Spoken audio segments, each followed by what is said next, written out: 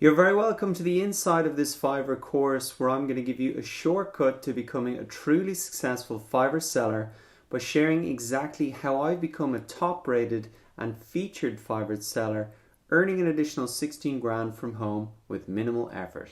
My name is Darragh Walsh and Fiverr.com is personally where I got my start online, so I'm really looking forward to sharing with you everything that I've learned inside this course. The course is really broken down into 7 main sections, and these represent the 7 simple steps that generate a constant stream of sales for me on Fiverr.com. I'm going to start by talking about the importance of setting a financial goal and how you can tie in that goal with the goals of the Fiverr platform so you can really move up through the Fiverr levels quickly.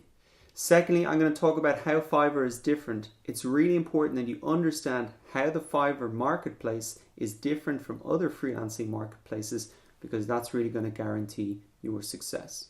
Thirdly, we're going to look at how to select a profitable service for you to offer from over 160 different categories. This can be great, especially if you're not sure where to get started.